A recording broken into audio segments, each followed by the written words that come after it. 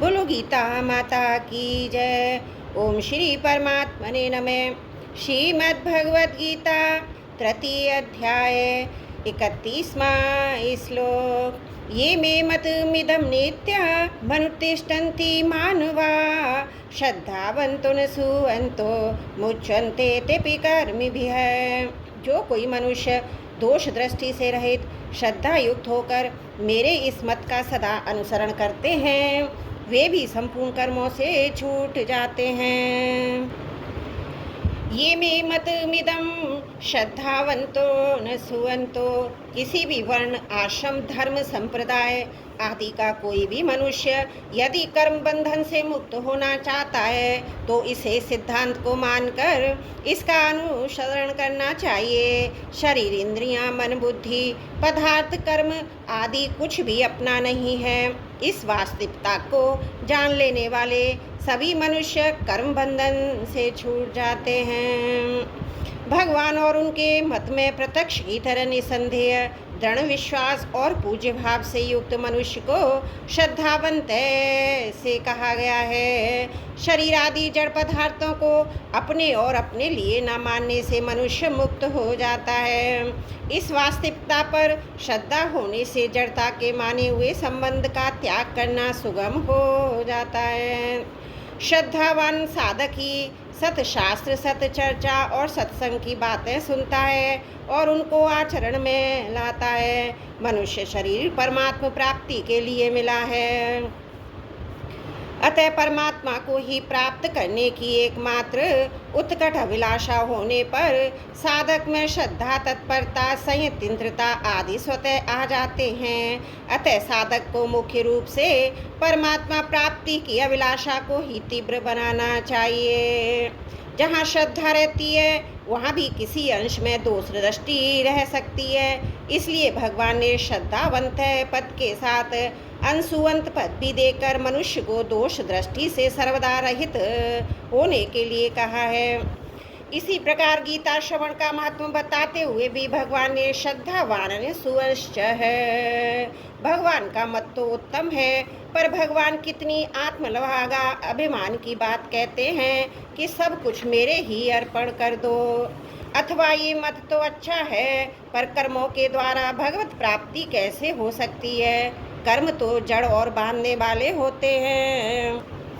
वास्तव में सब कुछ भगवान का ही है, परंतु मनुष्य भूल से भगवान की वस्तुओं को अपनी मानकर बंध जाता है। ममता कामना के वश में होकर दुख पाता रहता है। अतः इस अपनेपन का त्याग करवाकर मनुष्य का उद्धार करने के लिए ही भगवान अपनी सहज करुणा से सब कुछ अपने अर्पण करने की बात कहते हैं।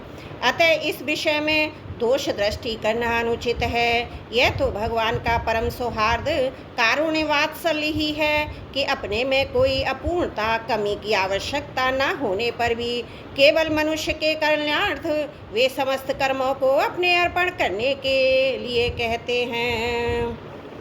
भगवान का मत नित्य है। भगवान का मत सर्वोपरि सिद्धांत है। सिद्धांत वही होता है जो कभी मिटता नहीं। अतः भगवान मत तो नित्य है ही, उसका अनुष्ठान नित्य होना चाहिए। इसलिए यहाँ क्रिया विशेषण नित्यम का तात्पर्य है। भगवान के मत पर नित्य निरंतर स्थित रहना तथा इसके अनुसार अनुष्ठान करना। प्रश्न ये है, भगवान का मत क्या है, उसका सदा अनुष्ठान कैसे किया जाए। उत्तर, मिली हुई कोई भी वस्तु अपनी नहीं है, ये भगवान का मत है। शरीर इंद्रियां मन बुद्धि प्राण धन संपत्ति पदार्थ आदि सब प्रकृति के कार्य हैं और संसार भी प्रकृति का कार्य है। इसलिए इन वस्तुओं की संसार से एकता और परमात्मा का अंश होने से स्वयं की परमात्मा से एकता है। अतः ये वस्तुएं व्यक्तिगत अपनी नहीं हैं, प्रत्युत इनके उपयोग का अधिकार व्यक्तिगत है। इसके सिवाय सद्गुण सदाचार त्याग वैराग्य दया क्षमा आदि भी व्यक्तिगत नहीं हैं, प्रत्युत भगवान के ही हैं। ये देवी संपत्ति अर्थात भगवत प्राप्ति की संपत्ति पूंजी होने से भगवान के ही हैं। यदि ये सद्गुण सदाचार आदि अपने होते तो इन पर हमारा पूरा अधिकार होता। हमारी सम्मति के बिना किसी दूसरे को इसकी प्राप्ति नहीं होती। इनको अपना मानने से तो अभिमान ही होता तो आसुरी संपत्ति का मूल है। जो वस्तु अपनी नहीं है उसे अपनी मानने से और उसकी प्राप्ति के लिए कर्म करने से ही बंधन होता है। शरीर आदि वस्तुएं अपनी तो हैं ही नहीं, अपने लिए भी नहीं हैं। यदि ये अपने लिए होती तो इनकी प्राप्ति से हमें पूर्ण तृप्ति या संतोष हो जाता, पूर्णता का अनुभव हो जाता। परंतु सांसारिक वस्तुएं कितनी ही क्यों ना मिल जाएं, कभी तृप्ति नहीं होती है। तृप्ति या पूर्णता का अनुभव उस वस्तु भगवान के मिलने पर ही होता है जो वास्तव में अपनी है।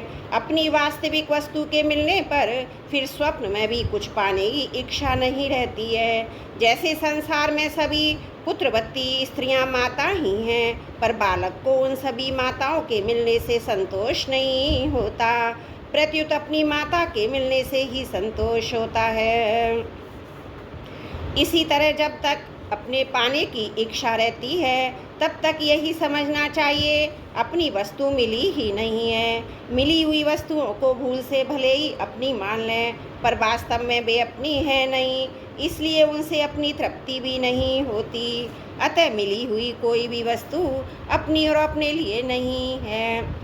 शरीर आदि प्राप्त वस्तुओं को ना तो हम अपने साथ लाए थे और ना अपने साथ ही ले जा सकते हैं, तथा वर्तमान में भी हमारे से प्रतिक्षण वियुक्त हो रही है। वर्तमान में जो ये अपनी प्रतीत होती है वह भी सदुपयोग करने अर्थात दूसरों के हित में लगाने के लिए, ना कि अपना अधिकार जमाने के लिए।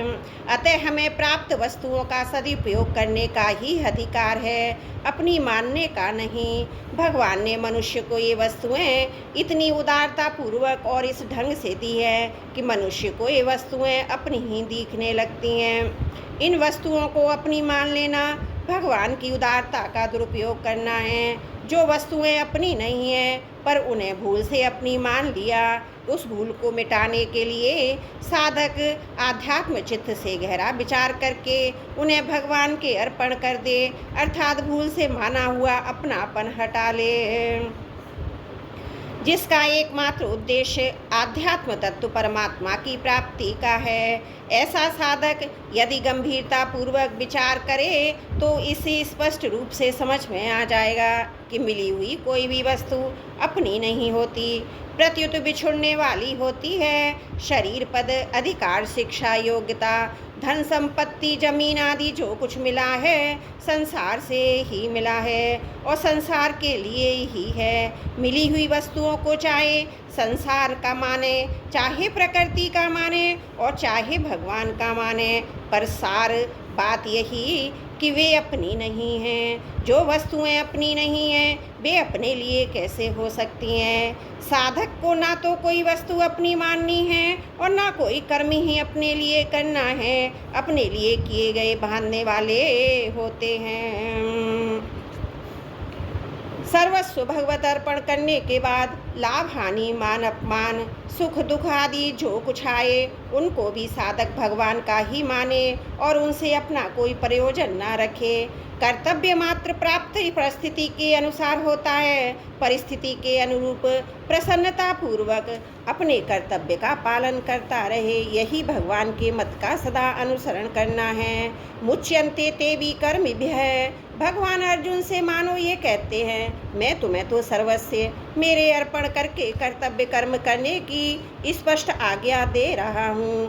अतः मेरी आज्ञा का पालन करने से तुम्हारे मुक्त होने में कोई संदेह नहीं है। परंतु जिनको मैं इस प्रकार स्पष्ट आज्ञा नहीं देता हूँ वे भी अगर इस मत को मिले हुए अपना न मानकर कर्तव्य कर्म का पालन करना के अनुसार चलेंगे तो वे मुक्त हो जाएंगे। कारण कि ये मत ऐसा ही है, चाहे मुझे माने या ना माने, केवल इस मत का पालन करने से ही मनुष्य मुक्त हो जाता है। त्रुटियों के लिए क्षमा प्रार्थी हूँ। वसुदेव सुतं देवं कंस चारुण मर्दनम देवकी परमानंदम कृष्णं वंदे जगद्गुरुम्।